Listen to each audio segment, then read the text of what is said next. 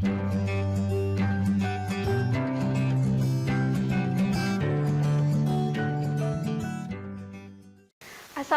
warahmatullahi wabarakatuh. Kita berjumpa lagi untuk membahas materi biologi kelas 12 dan sekarang mengenai pembelahan sel.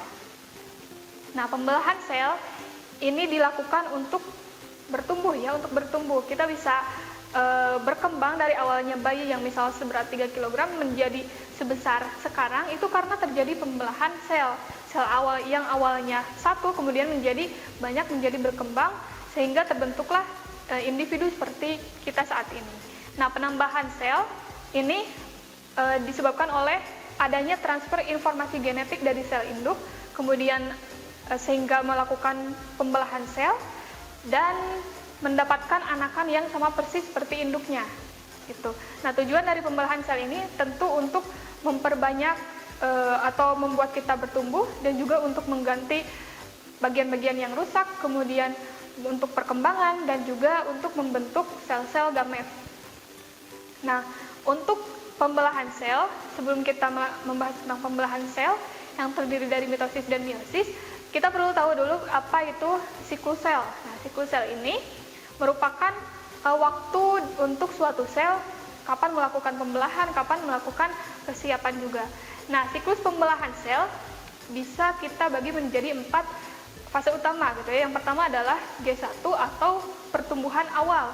Yang kedua ada fase S atau fase sintesis. Nah, di sini terjadi replikasi kromosom. Kromosomnya diganda-gandakan. Kemudian yang kedua adalah G2. Nah, pada G2 ini terjadi pertumbuhan dan bisa sampai pada fase mitosis atau meiosis, atau ini fase mitotik ya, atau fase pembelahan. Nah, di dalam fase pembelahan juga ada beberapa tahapan-tahapan yang nanti akan kita bahas. Nah, salah satu jenis pembelahan sel adalah mitosis. Mitosis ini bertujuan untuk menambah jumlah sel, yaitu terjadi pertumbuhan atau perkembangan. Mitosis ini biasanya terjadi pada sel-sel autosomal atau sel-sel tubuh kita gitu. Jadi bagaimana kita memiliki rambut yang semakin panjang, kemudian sel-sel kulit yang terus membelah. Nah, ini ada dilakukan mitosis. Tipe pembelahannya berupa mitosis. Kromosom tetap mempertahankan sifat-sifat seperti induknya dan juga terjadi penyembuhan dan juga regenerasi pada luka. Nah, ini merupakan tahapan-tahapan dari mitosis ya. Nah, yang pertama saat interfase ini sentromer dengan 2 pasang sentriol sudah tersiapkan di sana. Kemudian inti yang di dalamnya terdapat kromosom menjadi kromatid dulu gitu. Sekarang nah si kromatid ini diduplikasi gitu, tadi direplikasi ya, diganda-gandakan. Nah, kemudian saat terjadi interfase, kemudian akan maju ke tahap selanjutnya yaitu ke profase. Nah, pada saat profase si aster yang terdiri dari sentromer, sepasang sentromer mulai mengeluarkan yang namanya benang mitotik. Nah, benang mitotik ini nantinya akan menarik si kromosom untuk berada pada 2 kutub yang berbeda. Nah, pada prometafase atau metafase awal terjadi kejadian seperti ini ya. Jadi ada fragmen-fragmen membran inti itu semakin lama semakin lenyap gitu. Jadi si kromosomnya itu keluar. Nah, di tengahnya, di bagian sentromernya bisa berikatan gitu ya, berikatan dengan benang-benang spindle. Nah, seperti terlihat pada ini ya, jadi mereka terikat membentuk kinetokor. Nah, selanjutnya pada fase metafasenya itu si kromosom itu akan berada pada bidang ekuator atau pada bagian tengah, dan masing-masing si tengah-tengahnya itu akan berikatan dengan benang spindle pada 2 sentromer yang telah tadi berpisah ke kutub yang berlawanan. Nah, selanjutnya adalah fase anafase. Nah, pada anafase ini kromosom akan terpisah pada 2 kutub yang berlawanan ini dan akhirnya terjadilah telofase. Nah, pada telofase keduanya mulai terpisah dan ada pada kutub yang berlawanan serta akan menginduksi terjadinya sitokinesis atau pembagian sitoplasma ya, cairan dan juga organ-organ yang ada di dalam suatu sel. Nah, proses dari sitokinesis bisa terlihat di sini ya. Pada awalnya jika terjadi pada sel hewan, akan terbentuk cincin mikrofilamen yang membentuk cleavage ya, cleavage furrow.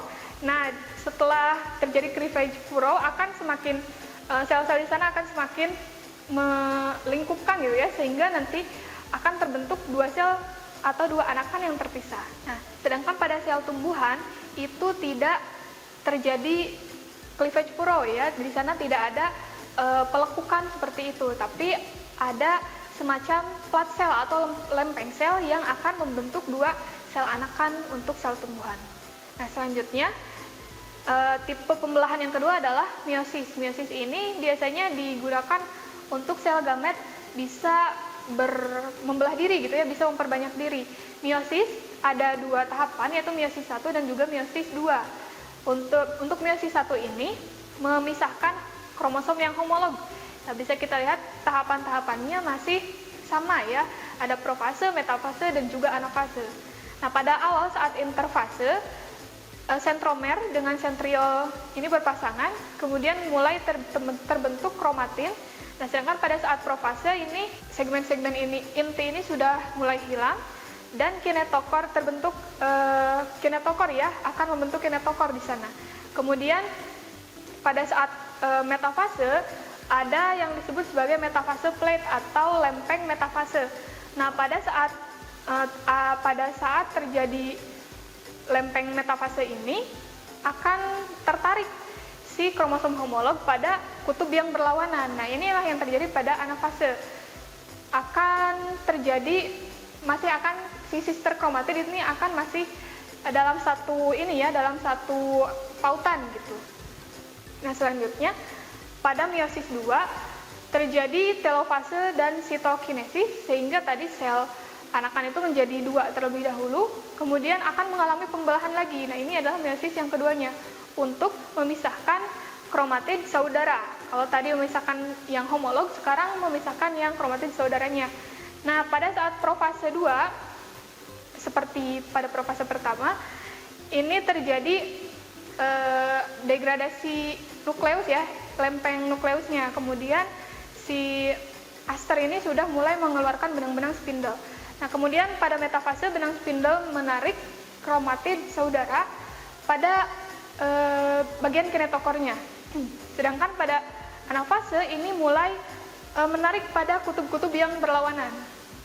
Pada saat telofase dan sitokinesis yang keduanya akan terpisah, sehingga pada satu kali meiosis akan dihasilkan 4 sel anakan gitu. Tadi pada meiosis hanya 2, sedangkan pada meiosis ini terjadi 4 anakan. Tapi karena ini ada pemisahan sister chromatid, berarti jumlah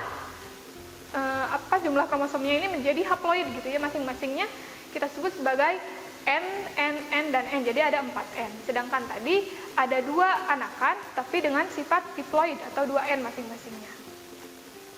Nah, ini merupakan tabel perbedaan. Bisa kita lihat, sebelumnya diselingi oleh tahap interfase. Pada meiosis 2 tidak diselingi oleh interfase ya. Pada saat telofase dan sitokinesis pada meiosis pertama, itu tidak lagi ada yang namanya interfase di sana ya. Selanjutnya terjadi berbagai subfase pada profase, sedangkan pada meiosis 2 itu hanya disebut profase saja gitu. Kemudian pada meiosis pertama kromosom homolog terpisah, sedangkan pada meiosis 2 kromatid saudara yang terpisah. Selanjutnya pada meiosis 1 itu terjadi rekombinasi atau crossing over, ya, perpindahan silang. Sedangkan pada meiosis kedua itu tidak terjadi crossing over. Sedangkan jika kita bandingkan dengan mitosis, pada saat replikasi DNA, pada mitosis ini terjadi selama interfase sebelum pembelahan nukleus dimulai. Sedangkan pada meiosis ini hanya terjadi sekali selama interfase sebelum meiosis dimulai. Kemudian kejadian berupa jumlah pembelahannya pada mitosis hanya 1 kali, sedangkan pada meiosis 2 kali. Sinapsis kromosom homolog pada mitosis tidak terjadi sinapsis ya, sedangkan pada meiosis itu ada, karena tadi ada crossing over.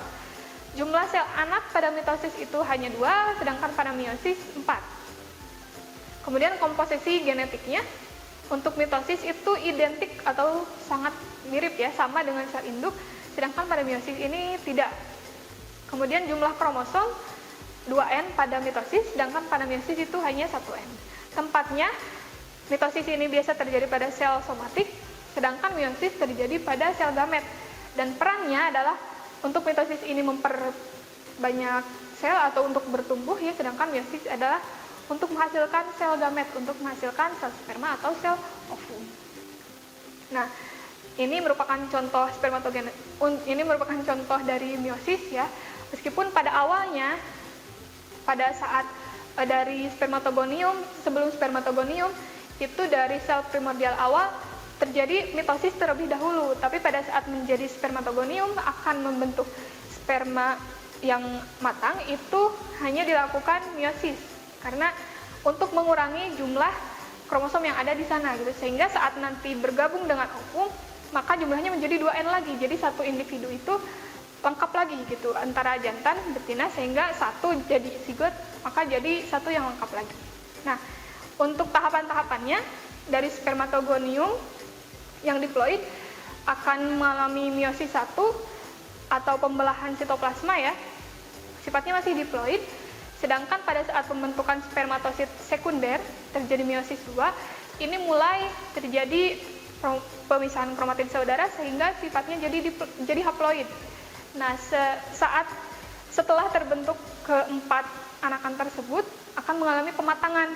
Jadi untuk yang pembentukan yang seperti terlihat pada yang terakhir ini, ya, yang ada flagelanya, itu merupakan proses diferensiasi atau proses perkembangan selanjutnya.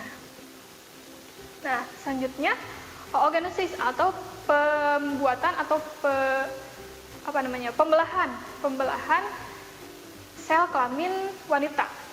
Nah, saat oogonium itu akan tumbuh menjadi oosit primer, ya. Di sana ada terjadi meiosis juga sehingga dihasilkan dua buah anakan, kemudian mengalami meiosis lagi sehingga dihasilkan 4 anakan. Tapi dalam oogenesis ini tidak semuanya fungsional. Jadi satu kali pembelahan hanya akan dihasilkan satu ovum saja, gitu. Sedangkan yang lainnya sebagai badan polar biasanya tidak fungsional, gitu, ya, tidak fungsional untuk untuk fertilisasi. Jadi kalau sperma tadi berfungsi semuanya, sedangkan pada oogenesis itu hanya satu sel telur saja yang fungsional.